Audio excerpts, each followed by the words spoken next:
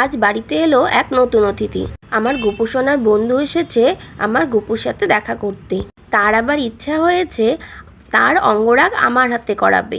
আমি আর কে বলো, তার ইচ্ছা যদি থাকে তো তার অঙ্গরাগ আমি নিশ্চয়ই করতে পারবো। আমার অত ক্ষমতা নেই, তার যদি কৃপা থাকে তাহলে আমি তার অঙ্গরাগ অবশ্যই করতে পারবো। তার গায়ের রংটা কিন্তু একটুখানি খারাপ হয়ে গেছিল। তার গায়ের সুন্দর রংটাকে ফিরিয়ে আনার আমি একটু চেষ্টা করলাম। তোমরা একটু দেখে বলো তো তার সুন্দর রংটি ফিরে এসেছে কিনা। এবার তার সিঙ্গার করার জন্য লাগছে 4টি ব্রাশ আর কয়েক কালারের ফেব্রিক। কি কি কালার এখানে ইউজ করছি সেটা তোমরা ভিডিওটি দেখলেই বুঝতে পারবে। ভগবানের মুখমণ্ডল অঙ্কন করা অতটা সোজা কাজ নয়, কিন্তু সে যদি চায় তার মুখমণ্ডল তুমি অঙ্কন করো তাহলে তুমি খুব সহজেই তার মুখমণ্ডল অঙ্কন করে ফেলবে।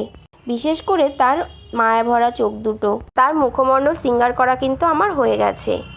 তাকে সিঙ্গার করার জন্য আমি যখন অনুমতি পেয়ে গেছি তাহলে আর ভয় কিসের। সত্যি কথা বলতে কি জানো, আমার প্রথম খুবই ভয় লাগতো। প্রথম যেদিন আমি সিঙ্গার করছি আমার হাতে ব্রাশ চালাতে পারছিলাম না, আমার হাত দুটো কাঁপছিল আর শুধু ভগবানকে ডেকে যাচ্ছি আর বলছিলাম আমি যাতে তার অঙ্গরাগ খুব ভালো করে করতে পারি।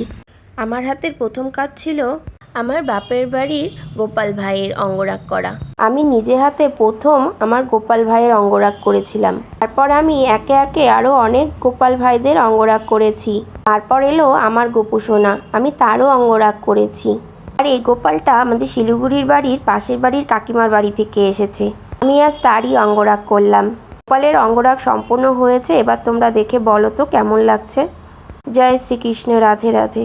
আমার চ্যানেলটি এখনও যারা সাবস্ক্রাইব করনি তারা আজই সাবস্ক্রাইব করে ফেলো। আর আমার আজকের ভিডিওটি যদি ভালো লেগে থাকে প্লিজ একটি লাইক, কমেন্ট, শেয়ার করতে একদম ভুলো না।